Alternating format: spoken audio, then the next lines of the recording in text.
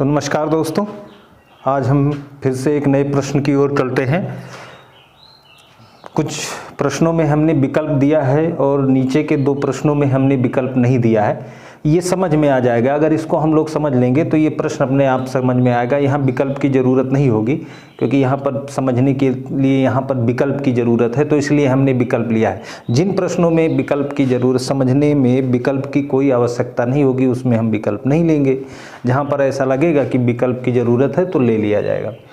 तो देखिए लिखा है कि द्विआयामी तल पर त्रिआयामी प्रभाव उत्पन्न किया जा सकता है। ये सारे प्रश्न एक सीरीज में हमने लिया है। इस प्रश्न को आप बहुत ध्यान से देखिएगा। जो समझे होंगे उनकी तो कोई ज़रूरत ही नहीं होगी, लेकिन जो नहीं समझे होंगे वो समझ जाएं तो इससे आप मान के चलिए एक या दो प्रश्न इतने ही प्रश्न से आ जाएगा, क्योंकि जो प्रश्न आने की संभावना है उसी से हमने लिया है। तो ये आ चुके हैं। ये आप अभी पढ़िएगा या वीडियो रोक करके आप यूथ उठा लीजिएगा और यूथ के कला के तत्व में जाइएगा।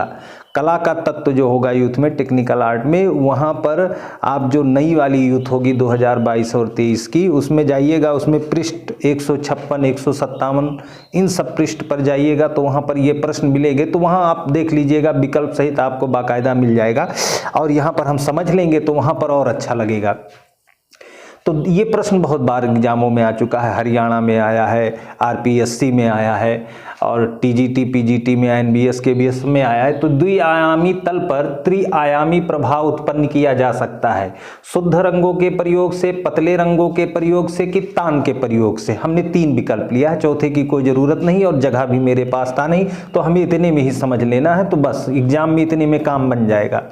तो शुद्ध द्विआयामी तल पर त्रिआयामी प्रभाव, द्विआयामी तल पर त्रिआयामी प्रभाव उत्पन्न किया जा सकता है। तो किसके द्वारा? तो डायरेक्ट हम विकल्प पे चलते हैं, तो तान के प्रयोग से, है ना, तान के प्रयोग से। अब यहाँ अगर इस प्रश्न को हम समझ लिए तो उसी से संबंधित ये प्रश्न ये भी दिया गया था। हरियाणा टीजीटी 2019 में दिया गया था और हरियाणा टीजीटी 2019 में ये भी प्रश्न दिया गया था। और तीनों एक ही, अगर आप समझ गए तो तीनों प्रश्न एक ही अंतराल में हैं और चौथा पांचवा भी उसी क्रम में है। तो आप कह रहे हैं कि तान के प्रयोग से, आप तान पढ़ोगे तो आप कला के तत्व में रेखा, रूप, रंग, तान, पोत, अंतराल, ये 6 तत्व होते हैं कला के, उसी में से तान है। तो तान के कितने भेद होते हैं? अगर देखा, ये भी प्रश्न आया है कि तान के मुख्यतः कितने भेद होते हैं। तो तान के जो भेद होते हैं मुख्यतः, वो कितने भेद होते हैं? 3 भेद होते हैं। एक ये याद कर लीजिएगा, है ना। और छाया चित्र तल पर, यानी चित्र द्विआयामी होता है और उस चित्र को अगर हम त्रिआयामी बनाएंगे तो उसके लिए हम तान का प्रयोग करेंगे। और तान के प्रयोग कैसे करेंगे? अब प्रश्न उठता है कि हम तान के माध्यम से कैसे हम उसको द्विआयामी को त्रिआयामी बना सकते हैं। तो देखिए, तान के भेद 3 होते हैं। एक होता है छाया, है ना, एक होता है मध्यम, एक होता है प्रकाश। ये 3, छाया, प्रकाश, आप देखे ही हो ना, छाया, प्रकाश, मध्यम। तो यही तान के भेद हैं। और तान होता क्या है? तान क्या है? इसी को टोन कहते हैं अंग्रेजी में। इसी को क्या कहते हैं? टोन। जब इस तान में, तान होता क्या है? जब कोई रंग होगा, अगर रंग में सफ़ेद रंग मिला देंगे, सफ़ेद रंग अगर मिला देंगे, किसी भी रंग में सफ़ेद रंग बना देंगे तो उसका तान क्या हो जाएगा? टोन हल्की हो जाएगी। यही तो है। जब हल्का बनाना हो, यानी जब हल्का बनाने का मतलब, हल्का का मतलब प्रकाश, हल्का का मतलब प्रकाश। जब किसी रंग में सफ़ेद रंग मिला देंगे तो उसकी टोन क्या हो जाएगी? उसकी टोन हल्की हो जाएगी, तान हल्का हो जाएगा, यानी प्रकाशित हो जाएगा। और जब हम काला बना देंगे तो वो गहरी टोन में चली जाएगी, यानी कि क्या हो जाएगा? क्या हो जाएगा? वो डार्क हो जाएगा जब काला मिलाएंगे। तो सफ़ेद रंग मिलाने से तान हल्का हो जाता है, यानी उसका मान बढ़ जाता है। सफ़ेद रंग मिलाने से तान हल्का हो जाता है और मान बढ़ जाता है। काला रंग मिलाने से तान क्या हो जाता है? प्रकाश गहरा हो जाता है, यानी छाया हो जाता है, और उसका मान क्या हो जाता है, घट जाता है। तो तान और मान ये संबंध तो देखा ही जाएगा, लेकिन यहाँ एक तो ये जान लीजिएगा कि तान के भेद 3 हैं, छाया, प्रकाश और मध्यम। परीक्षा में पूछा जाता है तान के मुख्यतः कितने भेद हैं, 3। अब ये प्रश्न कह रहे हैं, तो अब यहाँ क्या प्रश्न किया कि तान का हम प्रयोग करके, तान का प्रयोग करेंगे तो तान का मतलब क्या, 3 भेद। कौन? अब तान को तान मत मानिए, अब तान क्या हो गया, छाया, मध्यम, प्रकाश। अब तान को इस रूप में देखिए, और छाया, मध्यम, प्रकाश को रूप किस रूप में देखेंगे, अगर हम सफेद काला मिलाएंगे तो छाया के रूप में मिलेगा हमें तान, और अगर हम सफेद रंग मिलाएंगे तो वही हमें क्या हो जाएगा, तान हल्की हो जाएगी, प्रकाश के रूप में हमें वो दिखने लगेगा। तो अब तान को हम इस रूप में देखेंगे, छाया, मध्यम, प्रकाश। अब इसी छाया और प्रकाश का प्रयोग करेंगे तो चित्र कैसा हो जाएगा, द्विआयामी तल पर त्रिआयामी प्रभाव। अब त्रिआयामी प्रभाव तो मोटे रूप से हम कह देंगे तान का प्रयोग, लेकिन उसका ऑपरेशन करेंगे तो सोचेंगे तान का मतलब क्या हुआ। तो तान का मतलब समझे तो कहे अरे यार तान तो छाया, मध्यम, प्रकाश हुआ है ना, ये तो नाम है ना, ये नाम है। जैसे दूध का नाम दूध है, लेकिन है क्या दूध, जब जाओगे देखोगे तो एक लिक्विड फॉर्म में व्हाइट मटेरियल रखा होगा। ऐसे तान को देखोगे तो छाया, मध्यम, प्रकाश दिखाई देगा, और इसी तान का प्रयोग करेंगे, यानी छाया प्रकाश का प्रयोग करेंगे तो द्विआयामी तल पर त्रिआयामी प्रभाव उत्पन्न हो जाएगा। अच्छा, यही प्रश्न देखिए हरियाणा के टीजीटी में पूछा गया, जब किसी चित्र में छाया, प्रकाश और परछाई, परछाई का एक ही रूप समझ लीजिएगा, छाया का मतलब ही परछाई, छाया, प्रकाश इतने समझ लीजिए, जब किसी चित्र में छाया और प्रकाश का प्रयोग होता है तो वो चित्र होता है।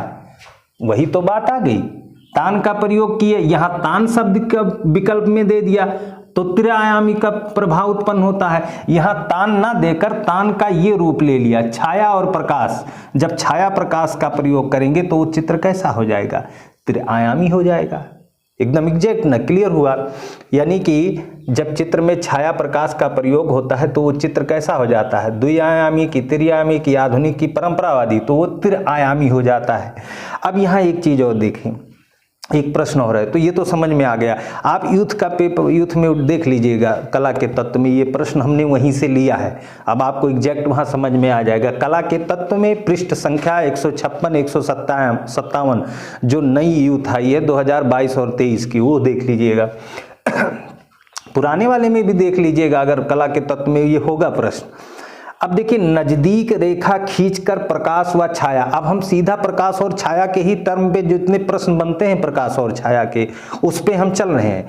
कह रहे हैं कि नजदीक रेखा खींचकर प्रकाश व छाया का प्रभाव उत्पन्न करता है, यानी कि पक्का हो गया कि तान के माध्यम से हम प्रकाश और छाया का भी प्रयोग कर सकते हैं, यानी द्विआयामी से त्रिआयामी कर सकते हैं, है ना। यानी प्रकाश छाया को प्रयोग करके द्विआयामी को त्रिआयामी बनाया जा सकता है। अब यही कह रहा है कि नजदीक रेखा, अब एक और माध्यम है, तान का प्रयोग से तो छाया प्रकाश तो प्रयोग कर सकते हैं, एक है कि रेखा खींचकर, एक रेखा खींचकर प्रकाश व छाया का, यानी रेखा खींचकर भी हम प्रकाश व छाया का प्रयोग कर सकते हैं। रंग के माध्यम से भी हम प्रकाश और छाया का प्रयोग कर सकते हैं। वहां कौन सा सिद्धांत लागू होगा, वहां तान का सिद्धांत लागू होगा, और तान का सिद्धांत छाया, प्रकाश और मध्यम 3 मुख्यतः भेद हो जाएंगे। तो वहां उस माध्यम से हम प्रकाश और छाया का प्रयोग करके हम द्विआयामी को त्रिआयामी प्रभाव में बदल सकते हैं। अब यहां कह रहा है रेखाओं के माध्यम से भी आप छाया प्रकाश का प्रयोग कर सकते हैं, और वो क्या है कि रेखा खींचकर प्रकाश व छाया का प्रभाव उत्पन्न करता है। तो आप बताइए कि कैसे हम उस रेखा को क्या कहेंगे जिसके माध्यम से छाया और प्रकाश का प्रयोग किया जाता है, छाया और प्रकाश का रूप ले लेता है वो रेखा। तो उस रेखा को हम क्या कह सकते हैं, हैचिंग। हैचिंग, हैचिंग का मतलब क्या हुआ कि जैसे ये रेखाएं हैं, ऐसे ऐसे ऐसे ऐसे ऐसे ऐसे ऐसे रेखाएं पास पास, याद रखिएगा, पास पास जब रेखाएं खींची जाती हैं उसी को हैचिंग कहा जाता है। पास पास रेखाएं खींचकर छाया व प्रकाश का प्रभाव उत्पन्न किया जाए। पास पास रेखाएं खींचकर छाया और प्रकाश का प्रभाव उत्पन्न किया जाता है, तो उसको एक नाम दिया गया, क्या नाम दिया गया, हैचिंग नाम दिया गया। एग्जैक्ट क्लियर ना, ये हैचिंग। और एक शब्द और आता है क्रॉस हैचिंग।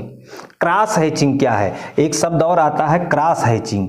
एक शब्द क्या आता है, क्रॉस हैचिंग। क्रॉस हैचिंग भी आता है ना एक शब्द, ये भी एग्जाम में पूछा गया। हैचिंग भी पूछा जाता है, उसके साथ साथ क्रॉस हैचिंग की पूछा जाता है। तो क्रॉस इसी को, जब परस्पर रेखाएं, रेखाएं तो पास पास होंगी, लेकिन जब परस्पर रेखाएं एक दूसरे को काट दें, अब इसी को हमने किया, अब ऐसे कर दें, तो ये क्रॉस हैचिंग हो गया। ये क्या हो गया? ये क्रॉस हैचिंग हो गया। तो इस तरह से दो मिले। हैचिंग, हैचिंग है क्या? पास पास रेखाएं खींचकर हम उन रेखाओं के माध्यम से छाया प्रकाश का प्रभाव उत्पन्न करते हैं। साथ ही साथ क्रॉस हैचिंग क्या है? तो जो पास पास रेखाएं खींची जाती है, वही एक रेखा उस रेखा को काटते हुए, यानी परस्पर एक दूसरे को काटती हुई रेखाएं होती हैं, उन्हें क्रॉस हैचिंग कहा जाता है। और एक प्रश्न और आता है कि मास्टर ऑफ क्रॉस हैचिंग किसे कहा जाता है? एक कलाकार हैं, एक चित्रकार हैं, जिन्हें मास्टर ऑफ क्रॉस हैचिंग कहा जाता है। अब आपको बताइए, वो ऐसे ही बनाते हैं जैसे हमने बनाया, तो master of cross hatching, master of, इससे एक प्रश्न और जोड़ लीजिए, मास्टर ऑफ क्रॉस हैचिंग किसे कहा जाता है? ये मास्टर ऑफ क्रॉस हैचिंग उन्हीं को कहा जाता है जिनकी किताब है मोनालिसा हंस रही थी, जिनकी किताब है क्षिप्रा एक नदी का नाम, जिनकी किताब है अकाल की कला जैनुल आबदीन, जिनकी किताब है समकालीन भारतीय चित्रकला हुसैन के बहाने, यानी अशोक भौमिक, अशोक भौमिक को master of cross hatching, Ashok Bhowmik को ही मास्टर ऑफ क्रॉस हैचिंग कहा जाता है। हमने समझ लिया हैचिंग के माध्यम से हम प्रकाश व छाया का प्रभाव उत्पन्न करते हैं। अब हमने ये समझ लिया, क्रॉस हैचिंग समझ लिया, परस्पर रेखाएं एक दूसरे को काटी होता है। अब एक और चीज आप देखिए, एक और माध्यम से भी प्रकाश और छाया और प्रकाश का प्रभाव उत्पन्न किया जा सकता है, यानी तान के माध्यम से प्रकाश व छाया का हम प्रभाव उत्पन्न कर सकते हैं, और उसके माध्यम से हम द्विआयामी को त्रिआयामी बना सकते हैं। दूसरा क्या है? हम रेखा के माध्यम से भी प्रकाश व छाया का प्रयोग कर सकते हैं, और वो रेखा क्या कहलाएगी? हैचिंग कहलाएगी। एक और माध्यम है जिसके माध्यम से आप छाया और प्रकाश का प्रभाव उत्पन्न कर सकते हैं, बिंदु वर्तना, यानी जब पास पास बिंदु को रख दिया जाए, जब पास पास ऐसे बिंदुओं को रख के हम छाया और प्रकाश का प्रभाव उत्पन्न करते हैं, तो बिंदु के माध्यम से छाया प्रकाश का प्रभाव उत्पन्न हो रहा है। ऐसे बिंदु को पास पास रखकर हम जब छाया प्रकाश का प्रभाव उत्पन्न करते हैं, तब उसी को कहते हैं बिंदु वर्तना, यानी इसी को कहते हैं डॉट शेडिंग या स्टिपलिंग कहा जाता है। इसी को क्या कहते हैं? जब बिंदुओं को पास पास रखकर जब हम छाया प्रकाश उत्पन्न करते हैं, तो उसे स्टपलिंग कहते हैं। उसे क्या कहते हैं? स्टपलिंग कहते हैं। और जब रेखाओं को पास पास रखकर छाया प्रकाश प्रभाव उत्पन्न किया जाता है, तब उसे हैचिंग कहते हैं। और जब बिंदुओं को पास पास रखकर प्रयोग किया जाता है, तो स्टपलिंग कहते हैं, या हिंदी में उसे बिंदु वर्तना कहा जाता है। बिंदु वर्तना भी विकल्प में आ सकता है, तो बिंदु वर्तना और स्टिपलिंग ये आया हुआ प्रश्न है। तो इस तरह से हमने देखा छाया प्रकाश किन किन माध्यमों से हम छाया प्रकाश का प्रयोग करके चित्र को द्विआयामी से त्रिआयामी में बदला जा सकता है। उसके अलावा आप देखिए, एक प्रश्न और भी आया है कि इस तरह समझ गए ना, हैचिंग समझे, क्रॉस हैचिंग भी समझे, बिंदु वर्तना यानी स्टपलिंग भी समझे। अब हम समझते हैं इस एक शब्द यहाँ हम और देख लेते हैं, चेरा स्क्यूरो। ये भी आप यूथ में देखिएगा, हमारे पास जगह नहीं थी तो हमने नहीं लिख पाए विकल्प को। तो चेरा स्क्यूरो, इसका आविष्कार लियोनार्डो दा विंची ने किया था, जो चरम पुनर्जागरण कालीन कलाकार हैं, और चरम पुनर्जागरण काल के सबसे बड़े कलाकार हैं लियोनार्डो दा विंची। उन्होंने ही चेरा स्क्यूरो है ना, या कभी कभी क्यूरो करके आ जाता है, तो एक ही बात है, चेरा स्क्यूरो। इन्होंने केरा स्क्यूरो या चेरा स्क्यूरो का आविष्कार किया था।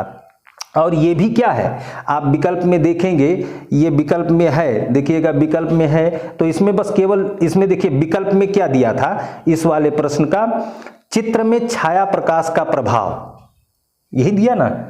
एक एग्जाम में बस सीधा आएगा चेरा स्क्यूरो क्या है, और वहां बस यही पकड़ लेना चित्र में छाया प्रकाश का प्रभाव, यहां भी चिरोस्क्यूरो के माध्यम से छाया प्रकाश का प्रभाव उत्पन्न किया जाता है चित्र में। और इसी कारण लियोनार्डो दा विंची की जो मोनालिसा है ना, वो त्रिआयामी है। ये भी जाने रखिएगा, लियोनार्डो चित्र तो हमेशा द्विआयामी होता है क्योंकि उसमें लंबाई चौड़ाई होती है, लेकिन मोनालिसा चित्र है, लेकिन वो चित्र क्या है, त्रिआयामी है। अब इसी का प्रयोग किया था, क्यों? क्योंकि लियोनार्डो दा विंची ने न तान का प्रयोग किया, न रेखा हैचिंग का प्रयोग किया, न बिंदुवर्तना का प्रयोग किया, क्योंकि इन्हीं के माध्यम से हम छाया और प्रकाश का प्रभाव उत्पन्न करेंगे। और इन्होंने लियोनार्डो दा विंची ने छाया प्रकाश का प्रभाव उत्पन्न करने के लिए एक टेक्निक इजाद की थी जिसे चिरोस्क्यूरो कहा, और यही मोनालिसा के चित्र में प्रयोग किया, जिसके कारण मोनालिसा क्या है, त्रिआयामी हो जाती है। और दोस्तों एक प्रश्न और है, हमने छोड़ा, स्केच क्या है? स्केच क्या है? बस कुछ नहीं, स्केच भी एक रेखांकन है, ये भी समझ लीजिए, इसी से जुड़े हुए हैं। तो जैसे आप ये सब रेखाएं हैं, ये पास पास रेखा हैचिंग, इन्हीं को काटे तो क्रॉस हैचिंग है ना, ऐसे है, एक रेखा है, स्केच है। जब शीघ्रता से कोई भी, जैसे हमें कोई बनाना है, कोई ऐसे बनाया है, ऐसे बनाए, ऐसे बनाए, ऐसे बनाए, है कि नहीं, ऐसे बनाए, ऐसे बनाए, तो ये किसी भी वस्तु की बाह्य आकृति की जो रेखाएं हैं उसे शीघ्रता से, तीव्र गति से खींच दिया जाए। कोई कलाकार जो बहुत सधे होते हैं ना, खट खट खट खट ऐसे करते चले जाएंगे, ऐसे करते चले जाएंगे, ऐसे, और एक चित्र का रूप दे देंगे, है कि नहीं है? तो वही जो बाह्य आकृति की जो बाह्य रेखा है, वो जो बाह्य रेखा अगर शीघ्रता से अगर उसको खींचा जाए, यानी तीव्र प्रवाह हो, क्या हो, तीव्र प्रवाह हो, तो उसी को हम स्केच कहते हैं। तो स्केच और हैचिंग में अंतर जाने रहिएगा, कभी कभी लोगों को कंफ्यूजन हो जाता है, और यूथ में जरूर देखिएगा इस प्रश्न को, ये हम आपसे बार बार कहेंगे क्योंकि तब और बेहतर ढंग से समझ में आ जाएगा। यूथ में देखिए, यूथ में दिया है स्केच की विशेषता क्या है, तो वहां उत्तर में आपको सीधा लिख दिया है तीव्र प्रवाह पद्धति। तीव्र प्रवाह पद्धति, देखिए उसने सीधा क्या लिखा, तीव्र यानी मतलब तेजी से, प्रवाह माने गति, प्रवाह माने गति, यानी तेजी से गति हो। यानी इसको हम लोग इतना एक्सपर्ट नहीं है, लेकिन अगर जो एक्सपर्ट होगा ना, वो ऐसे खच्चे से खींचेगा, ऐसे खच्चे से खींचेगा, और खटाक से खींचेगा, और ऐसे करेगा, है ना, तो वो खट से यही क्या है, यही स्केच है ना। और देखिए, अशोक भौमिक को मास्टर ऑफ क्रॉस हैचिंग कहा। अब अशोक भौमिक क्या करेंगे, बाहर से खींचेंगे तो उसे कह देंगे देखो मैंने कितनी तेज से स्केच कर दिया, चित्र को बनाने के लिए जो उसकी रूपरेखा है बहुत तेजी से उसको बना दिया। अब उसके अंदर क्रॉस हैचिंग क्या करेंगे अशोक भौमिक, ऐसे ऐसे ऐसे ऐसे ऐसे ऐसे ऐसे ऐसे ऐसे करेंगे, फिर ऐसे करेंगे, ऐसे करेंगे, ऐसे करेंगे, ऐसे ऐसे, है ना। ये तब अंदर हो गया क्रॉस हैचिंग और बाहर हो गया स्केच। ये दैट इज मतलब कहने का मतलब कि इसी माध्यम से हम लोग इसको समझे। ये केवल प्रकाश और छाया से संबंधित प्रश्न था, यानी प्रकाश और छाया हम तान के माध्यम से भी प्रभाव उसका ला सकते हैं। तान मतलब रंगों का मिलाकर सफ़ेद और काले का प्रयोग करके, गहरी छाया मध्यम का प्रयोग करके प्रकाश और छाया ला सकते हैं। साथ ही साथ हम रेखा के माध्यम से भी उसको हैचिंग करके यानी पास पास रेखाएं करके हम भी छाया प्रकाश कर सकते हैं। बिंदुवर्तना यानी स्टेपलिंग के माध्यम से भी हम छाया प्रकाश का प्रभाव उत्पन्न कर सकते हैं। चिरोस्क्यूरो जिसका आविष्कार लियोनार्डो दा विंची ने किया था, उसके भी माध्यम से हम क्या कर सकते हैं, छाया प्रकाश का प्रभाव कर सकते हैं, उत्पन्न कर सकते हैं। और इस तरह से अब इसमें अगर आप इस तरह से पूरा अगर कॉन्सेप्ट क्लियर हो गया तो आपका कोई भी क्वेश्चन अगर इससे आएगा, इतने 3-4 क्वेश्चनों से पक्का है कि 2 क्वेश्चन बना सकता है, 2 क्वेश्चन तैयार हो जाएंगे। अब बहुत ही और यूथ का जरूर देख लीजिएगा, कला के तत्व में देख लीजिएगा, पृष्ठ संख्या 156-157 यहाँ पर आपको मिल जाएगा और इसको आप हर हाल में देखिएगा क्योंकि इससे तैयारी बेहतर हो जाएगी। तो तब तक के लिए आपसे विदा लेते हैं। धन्यवाद। जय हिंद।